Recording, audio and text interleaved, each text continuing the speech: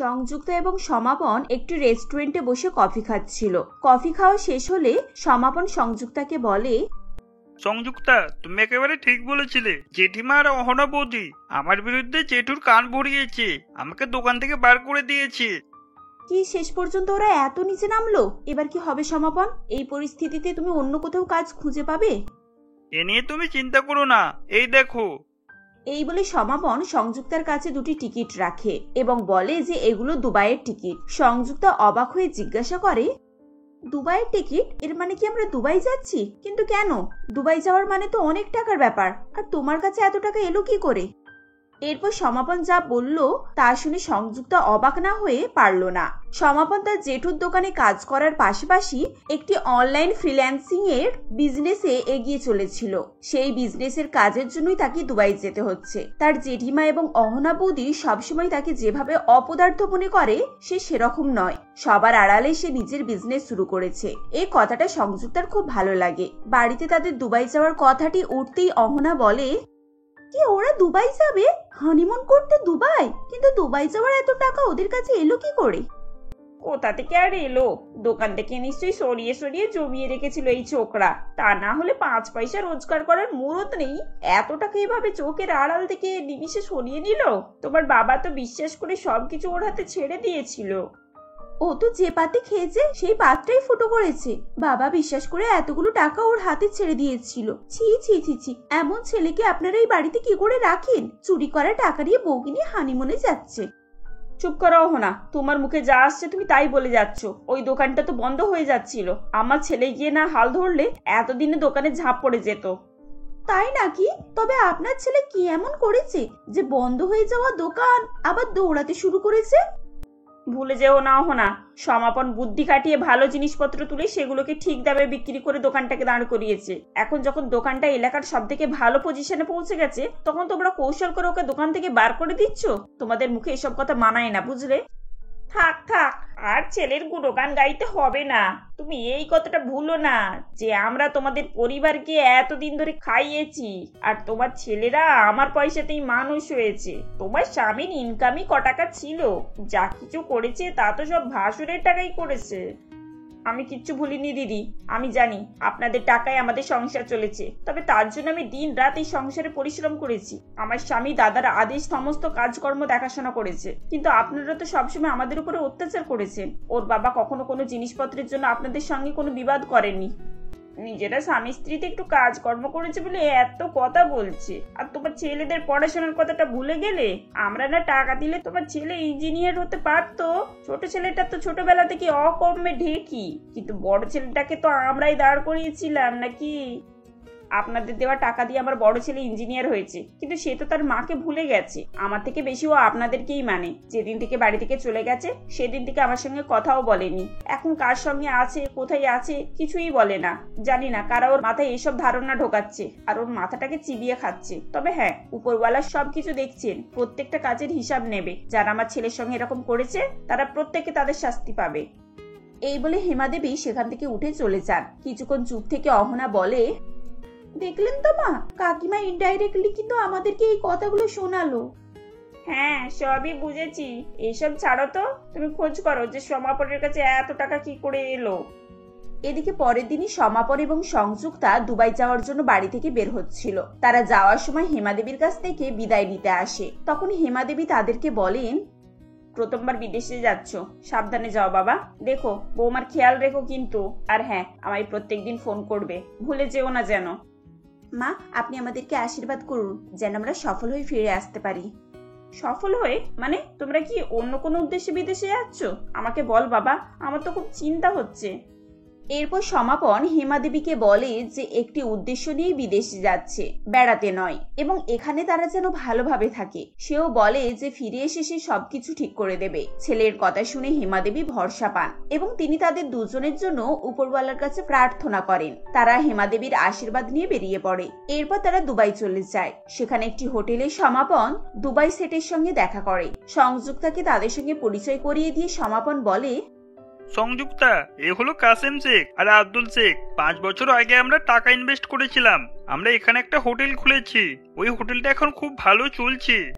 সমাপনের কথা শুনে সংযুক্তা অবাক হয়ে যায়। এরপর কাশেম শেঠ সংযুক্তাকে সমাপনের তীক্ষ্ণ বুদ্ধি সম্পর্কে বলেন। তিনি কিভাবে ইন্ডিয়াতে থেকেও বিভিন্ন প্ল্যান দিয়ে এই বিজনেস দাঁড় করিয়েছে। তাদের বিজনেসের কাগজপত্র দেখায় এবং বিজনেসের 3টি ভাগ হয়। এক ভাগে সমাপন এবং সংযুক্তা সই করে। সংযুক্তা খুবই খুশি ছিল। সে বলে, আমার তো বিশ্বাস হচ্ছে না, দুবাইয়ে তুমি এত টাকার মালিক, তোমার এত বড় বিজনেস আছে। এসব বাড়িতে সবাই জানলে তো সবাই খুব খুশি হয়ে যাবে। বাবা মা কত কষ্ট সহ্য করে আছে ওখানে বেশি দিন থাকলে জেঠিমার বৌদি তাদের উপরে অত্যাচার শুরু করে দেবে। এরপর সমাপন তার বাবা মাকে এখানে আনার কথা বলে। সমাপন এবং সংযুক্তার মধ্যে সম্পর্ক আস্তে আস্তে ঠিক হচ্ছিল। তারা একে অপরকে স্বামী স্ত্রী হিসাবে মেনে নিচ্ছিল।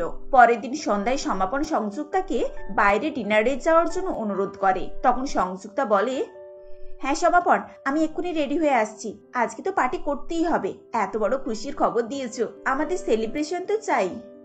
দুজনে মিলে কাছের একটি ডিস্কোতে যায়। সেখানে সব ছেলেমেয়েরা নাচ গান করছিল। এরই মাঝে সংযুক্তা তার কলেজের বান্ধবী জলিকে দেখতে পায় এবং বলে, আরে জলি তুই? সংযুক্তা, কেমন আছিস? এখানে হানিমুন করতে এসেছিস বুঝি? হ্যাঁ, সেরকমই কিছু। এই হলো আমার হাজবেন্ড সমাপন। আর সমাপন, এ হলো সংযুক্তা, আমার কলেজ ফ্রেন্ড। অহনাবদির কলেজের সব কাণ্ডের কথা এই আমাকে ফোন করে বলেছিল। ও বাবা, অহনার কথা আর বলিস না। ও তো আমার থেকে বড় শিকারী। আর কীর্তিতে তো সারা কলেজে ফেমাস। ওর বাবা মার টাকার জোরে খবরটা চেপে গেছে। তখনই তড়িঘড়ি করে ওর বাড়ি থেকে বিয়েটা দিয়ে দেওয়া হলো। হ্যাঁ, এর জেঠিমা তো টাকা ছাড়া কিছুই বোঝে না। মেয়ের বাবা টাকা দিয়ে জামাইয়ের শাশুড়িকে কিনে নিয়েছে। তারাও তো বইয়ের মোহে অন্ধ।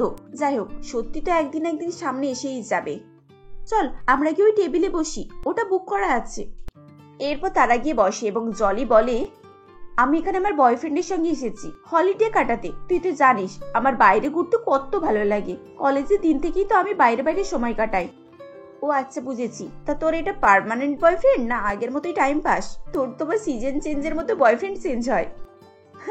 তুই ঠিকই বলেছিস। এই বেটা অনেকদিন ধরে ঘাড়ে ঝুলে আছে। টাকা পয়সা সব শেষ হয়ে এসেছে। একে আর বেশি দিন রাখবো না। নতুন একটা ছাগল পেলে একে বিদায় দিয়ে দেবো।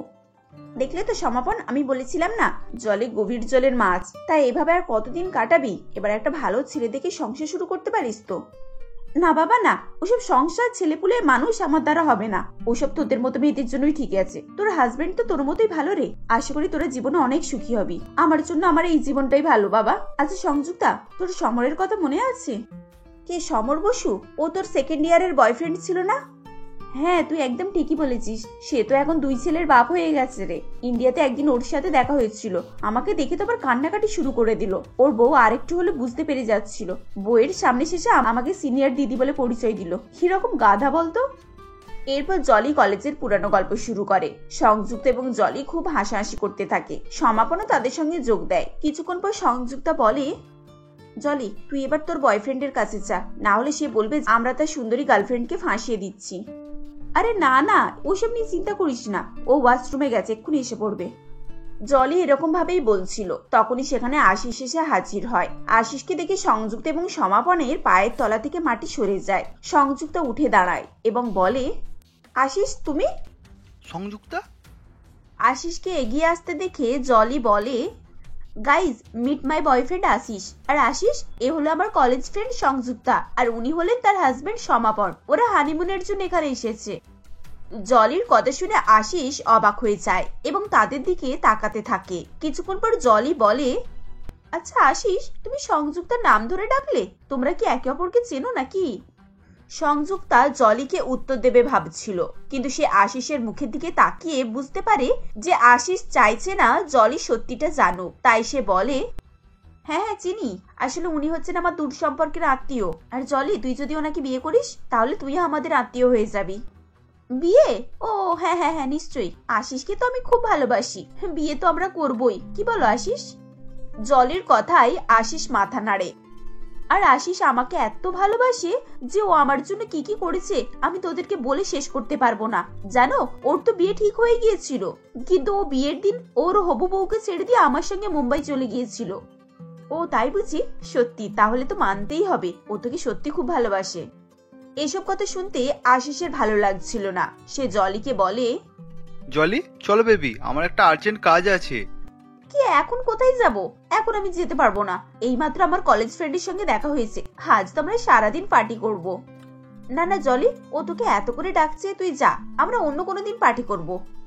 এরপর তারা দুজনে সেখান থেকে চলে যায়। সংযুক্তা ও সমাপন বাড়ি ফিরে আসে। ফিরে এসে সমাপন ল্যাপটপ নিয়ে নিজের কাজে বসে পড়ে, কিন্তু সংযুক্তা মন খারাপ করে বসে থাকে। তাকে এভাবে বসে থাকতে দেখে সমাপন তার মন খারাপের কারণ জিজ্ঞাসা করে। তখন সংযুক্তা বলে, না আসলে আমি আশিসের কথা ভাবছিলাম। আমি জানি জলি একটা ভ্রমর, প্রত্যেক ফুলে ফুলে ঘুরে ঘুরে মধু খাবে, কিন্তু কোথাও বসবে না। ও কয়েকদিনের মধ্যেই আশিসকে ছেড়ে চলে যাবে।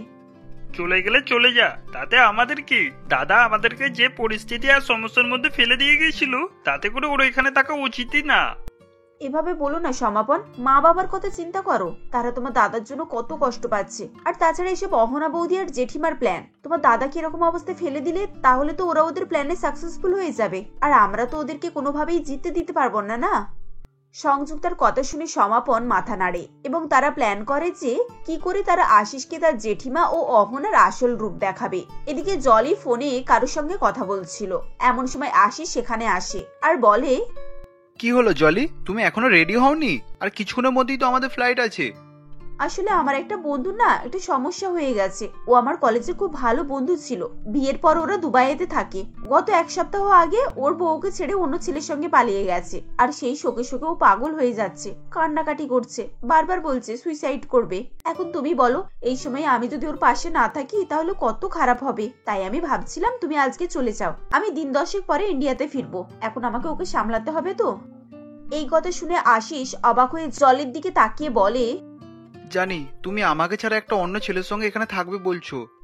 আরে আশিস, তুমি এভাবে বলছো কেন? ও আমার কত ভালো বন্ধু। এখন যদি সত্যি সত্যি সুসাইড করে নেয় তাহলে এর জন্য দায়ী কে হবে? আমি তো সারা জীবন নিজেকে ক্ষমাই করতে পারবো না। তোমার মধ্যে কি এতটুকু মনুষ্যত্ববোধ নেই? এরপর আশিস আর কিছু বলে না। সে তার ব্যাগপত্র নিয়ে এয়ারপোর্টের উদ্দেশ্যে রওনা হয়ে যায়। সে গাড়িতে যাচ্ছিল। এমন সময় সমাপন তাকে ফোন করে এবং তার সঙ্গে দেখা করতে বলে, কিন্তু আশিস দেখা করতে চায় না। এরপর সমাপনের অনেক রিকোয়েস্ট করাতে শেষে আশিস রাজি হয়ে যায় এবং তারা দেখা করে। এদিকে বেলা দেবী এবং অহনা সোফায় বসে পপকর্ন খাচ্ছিলেন। এমন সময় বেলা দেবী বলেন, বৌমা, আশিস তোমাকে সব সময় ফোন করে তো? ওর ওষুধ ঠিক মতো চলছে তো? হ্যাঁ মা, আমি এমন ওষুধ দিয়েছি যে ও ফোন না করে পারবেই না। আর আমাদের ওষুধ দারুণ কাজ করেছে। জলি মেয়েটাই এমন, আশিসকে পুরো পাগল বানিয়ে দিয়েছে। আশিস তো ওকে বিয়ে করবে বলে অস্থির হয়ে যাচ্ছে। ওরা তো এই বাড়িতে আর ফিরেই আসবে না।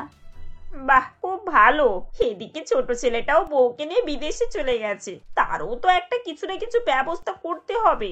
দুই ছেলে বাইরে থাকলে এই বুড়ো বুড়ি দুটোকে বাড়ি থেকে তাড়াতে খুবই সুবিধা হবে। তারপরেই তো আসল খেলা। তোমার শ্বশুরের বাবা অর্থাৎ তোমার ঠাকুরদার সমস্ত সম্পত্তি আমার ছেলের নামে করে নেব। আপনি নিশ্চিন্তে থাকুন মা, সমাপনার সংযুক্তার জন্য গুটি আমি সাজিয়েই রেখেছি। ঠিক সময়ে এমন চাল দেব না যে ওরা আর এই বাড়ির মুখই দেখতে পারবে না। ওদিকে তারা তিনজনে মিলে হোটেলের বাইরে একটি জায়গায় বসেছিল। আশিস বিরক্ত হয়ে সমাপনকে তাকে ডেকে আনার কারণ জিজ্ঞাসা করে। তখন সংযুক্তা বলে, তোমাকে সমাপন ডাকেনি, আমি ওকে দিয়ে ডেকে পাঠিয়েছি কথা বলার জন্য। তোমাকে তোমার কতগুলো প্রিয় মানুষের সত্য রূপটা দেখাবো বলে। দেখো সংযুক্তা, যা হওয়ার তা হয়ে গিয়েছে, তার জন্য সরি। কিন্তু তুমি যদি জলির ব্যাপারে কোনো খারাপ কথা বলতে চাও প্লিজ বলো না। আমরা দুজন দুজনকে খুব ভালোবাসি। আরে বাবা, জলির ব্যাপারে তো পরে আসবো। তার আগে তোমার আরো কিছু প্রিয় লোকজনের ব্যাপারে বলবো। আর শোনো, সেদিন তুমি আমাকে ছেড়ে গিয়ে আমার অনেক উপকার করেছো। তুমি বিয়ের দিন আমাকে ছেড়ে না গেলে আমি সমাপনের মতো এত ভালো একটা হাজবেন্ড পেতাম না। সংযুক্তার কথা শুনে আশিস অবাক হয় এবং জিজ্ঞাসা করে যে তারা আসলে কি বলতে সেখানে তাকে ডেকেছে। এরপর সংযুক্তা তার জেঠিমা ও অহনার প্ল্যানের কথা আশিসকে বলে। দেখো আশিস, তোমার জেঠিমা বা বৌদি কেউই কিন্তু চায় না তোমরা দুজনে তোমার বাবা মার সঙ্গে থাকো। এর জন্য প্রথম থেকেই সে সবসময় তোমার বাবা মার বিরুদ্ধে করে দিয়েছে। আর সমাপনকে লেখাপড়া না শিখিয়ে তাকে অপমান করে ছোট করতে চেয়েছে, যাতে করে তোমরা দুজনে বাড়ি থেকে দূরে থাকো। আর এই সুযোগে ওনারা সমস্ত সম্পত্তি নিজেদের নামে করে নেবে। সংযুক্তার কথাতে আশিস একটুও বিশ্বাস করে না এবং হেসে তার কথা উড়িয়ে দেয়। সংযুক্তা প্রমাণ দেওয়ার জন্য বলে, তুমি আমার কথার উপরে বিশ্বাস করছো না তো? ঠিক আছে, তুমি দাঁড়াও, আমি প্রমাণ দিচ্ছি। এই বলে সংযুক্তা অহনাকে ফোন করে ফোনটি লাউড স্পিকারে দেয় এবং নাটক করে কাঁদতে কাঁদতে বলে, দিদি দিদি, আমরা এখানে অনেক বড় সমস্যায় পড়ে গেছি। প্লিজ তুমি আমাদেরকে সাহায্য করো। সমস্যা? কি সমস্যা? আসলে দিদি, এখানকার পুলিশ সমাপনকে একটি মিথ্যে কেসে অ্যারেস্ট করে নিয়েছে। এখন ওরা বলেছে বিল করতে 3 লাখ টাকা জরিমানা দিতে হবে। তুমি প্লিজ বাড়িতে কথা বলে আমাদের অ্যাকাউন্টে 3 লাখ টাকা ট্রান্সফার করে দাও। আরে বাহ, এটা তো দারুণ একটা খবর। তুমি যে সমাপনের সাহস পেয়ে এতদিন ডানা মেলে আকাশে উড়ছিলে, আজ কি সেই জেলের মধ্যে? এবার তো তোমার ডানা দুটো কাটা গেল গো। দিদি, এখন এরকম কথা বলো না প্লিজ, আমাদেরকে সাহায্য করো। সিচুয়েশনটা একটু বোঝার চেষ্টা করো দিদি। এক্ষুনি আমি টাকা দিয়ে সমাপনকে না ছাড়ালে ও সারা জীবন এখানকার জেলে বন্দি হয়ে যাবে। এটাই তো আমরা চাই। এতদিনে তো এই কথাটা তোমার বুঝে যাওয়া উচিত ছিল। জেঠিমা, আপনি এভাবে বলছেন কেন? আপনি তো সবাইকে কত সাহায্য করেন। হ্যাঁ করি, যদি তাতে করে আমার কোনো লাভ হয় তবেই করি। আর কাউকে বিনা স্বার্থে সাহায্য আমি করি না। আশিসকে পড়াশোনা শিখিয়েছি যাতে করে ও সবসময় আমাদের হাতের মুঠোই থাকে। আর সমাপনকে বরবাদ করার জন্য আমরাই তো প্ল্যান করেছিলাম। আশা করি এখন আর আমাদেরকে নতুন করে কষ্ট করতে হবে না, কারণ ও নিজের বরবাদ নিজেই করে নিয়েছে। শুনলে তো সংযুক্তা, তোমার কাছে লুকিয়ে কি হবে? আর তুমি এমন পরিস্থিতিতে পড়েছো যে তুমি চাইলেও কিছু করতে পারবে না। সমাপন তো ওখানে সারা জীবন জেলে বন্দি থাকবে, তার সঙ্গে তুমিও আর ফিরে আসতে পারবে না। কত ভালো হলো বলো তো, আমাদের রাস্তায় সমস্ত কাঁটা পরিষ্কার হয়ে গেছে। এতদিন পর তুমি আমাদেরকে একটা খুশির খবর দিলে। এবার এই সমস্ত সম্পত্তি শুধুমাত্র আমার ছেলে আর ছেলের বউয়ের হবে। এখানে নাক গলানোর জন্য কোনো তৃতীয় ব্যক্তি থাকবে না। আশিস বড় বড় চোখ নিয়ে সমস্ত কথা শুনছিল। সে তার কানকে বিশ্বাসই করতে পারছিল না। প্রতিটা কথা তীরের মতো তার বুকে বিঁধছিল, কিন্তু জবাব দেওয়ার মতো কোনো কথাই সে খুঁজে পাচ্ছিল না। তো বন্ধুরা, এবার কি হবে? সংযুক্তা কি পারবে আশিসকে জলের ব্যাপারে সবকিছু সঠিক বোঝাতে? আর সবকিছু জানার পর আশিস কি করবে? এই সমস্ত কিছু জানতে হলে আমাদের গল্পের পরবর্তী অংশটা অবশ্যই দেখুন। মোহিনী তার বাবা প্রতাপ বাবু এবং মা অর্পিতা দেবীর সঙ্গে ভোগপুর নামক গ্রামে বাস করত। মোহিনী রিজু নামের একটি ছেলেকে প্রথম থেকেই খুবই পছন্দ করত, কিন্তু মোহিনীর বাবা মা এই সম্পর্কটিকে কিছুতেই মেনে নেননি, যার ফলে প্রতাপবাবু এক প্রকার জোরেই মোহিনীর রোহিত নামের একটি ছেলের সঙ্গে বিয়ে ঠিক করেছিল। কিন্তু এতে মোহিনী খুবই দুঃখিত ছিল, তাই সে দুঃখী মনে ফোন হাতে নিয়েই বসেছিল। ঠিক তখনই রিজু মোহিনীকে ফোন করে। এই যে রিজু, তুমি ফোন করেছো। আমি সকাল থেকে তোমার কথাই ভাবছিলাম, কিন্তু কোন মুখ নিয়ে ফোন করব সেটাই ভেবে পাচ্ছিলাম না। এখন হয়তো তুমি জানো না আমার সঙ্গে কি ঘটতে চলেছে। হ্যাঁ মোহিনী, সে আমি পলাশের কাছ থেকে তোমার বিয়ের ব্যাপারে শুনেছি, আর সেই জন্যই তো তোমাকে ফোন করলাম। এখন তুমি কান্না বন্ধ করো আর আমি কি বলছি সেটা শোনো। বলো, তাড়াতাড়ি বলো। আমার মাথা এখন কাজ করছে না, মাঝে মাঝে মনে হচ্ছে যেন নিজেকে শেষ করে ফেলি। দেখো মোহিনী, তুমি পাগলামি করো না। এখন আমি আছি তো, তা কি বলছি শোনো। এখন আমি কালী মন্দিরে তোমার জন্য অপেক্ষা করছি, আর আমি এখানে আমাদের বিয়ের জন্য সবকিছুই রেডি করে রেখেছি। এখন তুমি তাড়াতাড়ি এসো। আর হ্যাঁ, কেউ না জানতে পারে, তাহলে কিন্তু খুব সমস্যা হয়ে যাবে। আরে তুমি চিন্তা করো না, আর 5 মিনিট অপেক্ষা করো, আমি এক্ষুনি আসছি।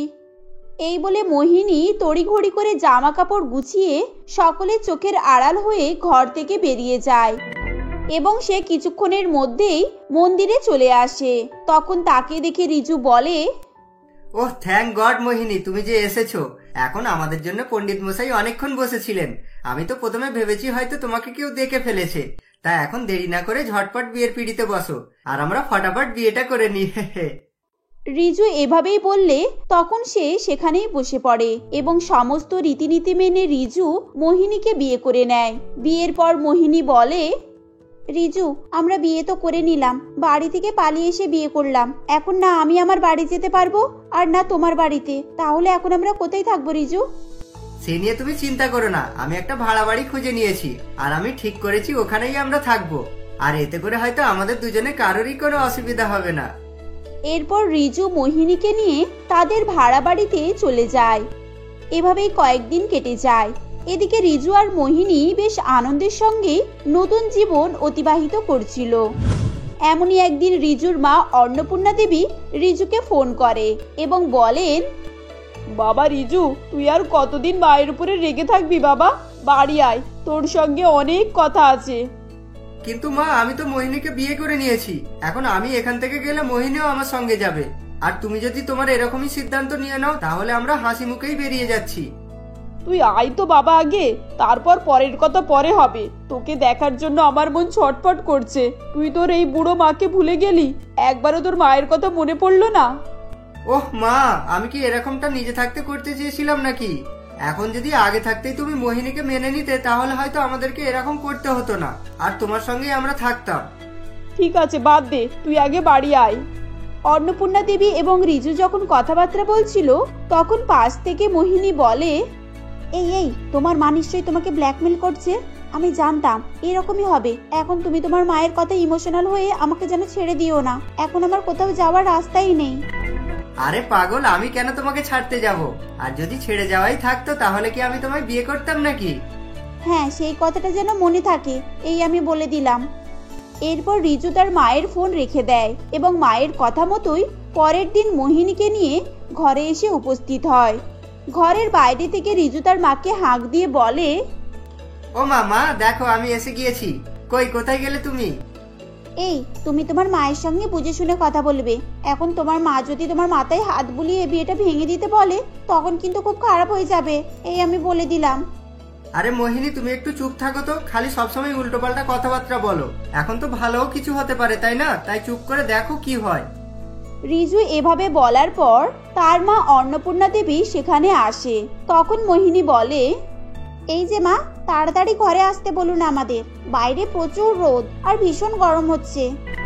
এই এই দাঁড়াও, অত অস্থির হচ্ছ কেন? আমি কি তোমাকে ঘরে ঢুকতে বললাম যে তুমি ঘরে ঢুকবে ঢুকবে করে লাফাচ্ছ? যা বাবা, ঘরে ঢোকার জন্যই তো আমাদেরকে ডেকে পাঠালেন। আগে আপনি ঠিক করুন তো আপনি কি চান। এভাবে দু নৌকায় পা দিয়ে চলা যায় না, বুঝলেন? মোহিনী এভাবে বললে রিজু একটু রাগ দেখিয়েই মোহিনীকে বলে, ওহ মোহিনী, তুমি একটু চুপ করো। সবকিছুতেই তোমার একটু বাড়াবাড়ি। মা এখন আমাদেরকে ডেকে পাঠিয়েছেন, তাহলে নিশ্চয়ই কিছু কারণ আছে। আগে ওখানে চলো, তার আগে তুমি এরকম ফটর ফটর করো না, বুঝেছো? রিজু এভাবে বললে অন্নপূর্ণা দেবী তখন বলে, হ্যাঁ রে বাবা, আমি না বললাম বলে তুই লুকিয়ে গিয়ে বিয়ে করে নিলি? তুই একবারও ভাবলি না তুই ছাড়া আমার এই পৃথিবীতে আর কেউ নেই? আমি একা কি করে থাকবো? কিন্তু মা, আমি তো তোমাকে আগেই বলেছিলাম যে তুমি যদি মোহিনীকে মেনে নাও তাহলে আমাদের কোনোই সমস্যা নেই, আর আমরা কখনোই এই বাড়ি ছেড়ে যেতাম না। আসলে অন্নপূর্ণা দেবী ঠিকই বলছিলেন। রিজু অন্নপূর্ণা দেবীর একমাত্র সন্তান ছিল, আর অন্নপূর্ণা দেবী রিজুকে খুবই ভালোবাসতেন। কিন্তু তিনি চেয়েছিলেন তার একমাত্র ছেলের বিয়ে নিজের পছন্দতেই দেবেন। এদিকে রিজু মোহিনীকে প্রথম থেকেই পছন্দ করত, আর সেজন্যই সে তার মায়ের বিরুদ্ধে গিয়ে পালিয়ে গিয়ে বিয়ে করেছিল, যেটা অন্নপূর্ণা দেবীর খুবই খারাপ লেগেছিল। আর তাই সে আজ তার ছেলেকে ঘরে ডেকে পাঠিয়েছিল। এরপর কি হলো মা, চুপ রইলে যে? এখনো কি তোমার কিছু বলার আছে নাকি? দাঁড়া বাবা, আমি বরণ ডালাটা সাজিয়ে নিয়ে আসছি, তুই বৌমাকে নিয়ে ঘরে প্রবেশ কর। এই বলে অন্নপূর্ণা দেবী তার ছেলে বৌমাকে বরণ করে ঘরে ঢোকায়, যেটাতে রিজু এবং মোহিনী দুজনেই খুবই খুশি ছিল। এভাবেই সেদিনটা কেটে যায়। পরের দিন অন্নপূর্ণা দেবী তার ছেলে বৌমার আবারও বিয়ে দেওয়ার সিদ্ধান্ত নেয়। মায়ের শখ ভেবে রিজু এবং মোহিনী দ্বিতীয়বার বিয়ে করতে রাজি হয়ে যায়। এভাবেই দেখতে দেখতে হাসি খুশির মধ্য দিয়ে 5 মাস কেটে যায়। এমনই একদিন মোহিনী বলে, এই রিজু, আমরা তো আমাদের বিয়েতে বন্ধুদের ইনভাইট করতেই পারলাম না। চলো না, সেই তো আমাদের হানিমুনে যাওয়ার কথা ছিল। এখন এই গরমে আমরা কোথাও গিয়ে ডেস্টিনেশন ওয়েডিং করি, এতে খুবই আনন্দ হবে। হ্যাঁ, কথাটা তো তুমি ঠিকই বলেছো। তবে আমরা সামনের সপ্তাহে দীঘায় বেড়াতে যাব, আর ওখানেই আমাদের ডেস্টিনেশন ওয়েডিং করব। রিজুর কথা শুনে মোহিনী খুবই খুশি হয়ে যায়। এভাবেই তারা আবারও তাদের তৃতীয়তম বিয়ে সম্পন্ন করে ফেলে। তাদের বন্ধুদের সঙ্গে তাদের তৃতীয়বার বিয়েতে মনের মতো করে আনন্দ করতে থাকে। এরপর তারা তাদের ভ্রমণ যাত্রা কমপ্লিট করে বাড়ি ফিরে আসে। বাড়ি ফিরে এসে দেখে মোহিনীর বাবা প্রতাপ বাবু এবং মা অর্পিতা দেবী সেখানেই এসেছেন। এতদিন পর বাবা মাকে দেখে মোহিনী খুবই খুশি হয়ে যায় এবং মোহিনীর বাবা প্রতাপ বাবু বলেন, মা মোহিনী, আমাদেরকে ক্ষমা করে দে। সেদিন যদি আমরা তোর কথায় রাজি হয়ে যেতাম তাহলে আমাদেরকে এই দিন আর আর আমরা আমাদের মেয়ের থেকে বঞ্চিতও হতাম না। অন্নপূর্ণাদি, বলছিলাম কি, সবই তো জানেন মোহিনী আমাদের একমাত্র মেয়ে। আমরা আমাদের মেয়ের বিয়ে ধুমধাম করে দিতে চাই। দয়া করে আপনি আর আপত্তি করবেন না। মোহিনীর বাবা মার কথা শুনে অন্নপূর্ণা দেবীরও কিছু করার থাকে না। এরপর তারা তাদের মতো সবকিছুর আয়োজন করতে থাকে, যেটা দেখে মোহিনী বলে, আমার তো খুবই মজা হচ্ছে। এটা নিয়ে আমাদের চারবার বিয়ে হবে, তাও আবার একই লোকের সঙ্গে। আমার তো ভেবেই হাসি পাচ্ছে। কেন মোহিনী, তুমি কি অন্যজনকে বিয়ে করতে চাও নাকি? নাকি তোমার আমাকে পছন্দ নয়? আমি কি একবারও সেটা বলেছি? তুমি না সব সময় আমার পিছনে লাগো। এভাবেই হাসি মজার মধ্য দিয়ে মোহিনীর বাবা মা রিজু এবং মোহিনীর ৪র্থতম বিয়ে সম্পন্ন করে দেন। এভাবেই কয়েক বছর কেটে যায়। দেখতে দেখতে মোহিনী একটি ফুটফুটে মেয়ের জন্ম দেয়। মোহিনীর মেয়ে রিনিকে সকলেই খুবই ভালোবাসতো। রিনি তার দাদু দিদার এবং ঠাকুমার আদরের নাতনি ছিল। এরপর দেখতে দেখতে রিনিও বড় হয়ে যায়। এখন রিনি 10 বছরের ছিল। এমনই একদিন রিনি বলে, মা বাবা জানো তো, আমার ফ্রেন্ড ঐশীর বাবা মার বিয়ে ছিল, আর ঐশী খুব মজা করেছে। মা তোমরাও আবার বিয়ে করো না, আমি তোমাদের বিয়ে দেখব, আর আমিও ঐশীর মতো খুব মজা করব। আরে মা, ঐশীর বাবা মা ডিভোর্স হয়ে গিয়েছিল, তাই ওদের একসঙ্গে থাকার জন্য আবারও বিয়ে করতে হয়েছে। কিন্তু তোমার বাবা মার তো ডিভোর্স হয়নি, তাহলে তোমার মা বাবা আবার বিয়ে করতে যাবে কেন? তাহলে মা আমরা কেন আবার দ্বিতীয়বার বিয়ে করতে যাব? আমি জানি না, আমি তোমাদের বিয়ে দেখব। ও ঠাম্মি ঠাম্মি, বাবা মাকে বলে না বিয়ে করতে, আমি বাবা মার বিয়ে দেখব। আরে রিজু, মোহিনী, আমার রিনিমা যখন বলছে তখন না হয় আরেকবার বিয়ে করে নাও না। এমনিতেও তো তোমাদের 4বার বিয়ে হয়ে গেছে, এটা নিয়ে 5বার হবে, তাতে ক্ষতি কি আছে? ইয়ে ঠাম্মি, you are great, I love you. আমি আমার বাবা মার বিয়েতে সকলকে ইনভাইট করব, আর ঐশীর থেকেও বেশি এনজয় করব। রিনির খুশির কথা ভেবে রিজু এবং মোহিনী আবারও তাদের 5মতম বিয়ে সম্পন্ন করে। সেদিন মোহিনী এবং রিজু খুবই খুশি ছিল, কারণ এটা ছিল তাদের 5মতম বিয়ে। এরপর এভাবেই সকলেই খুশি মনে জীবন অতিবাহিত করতে থাকে।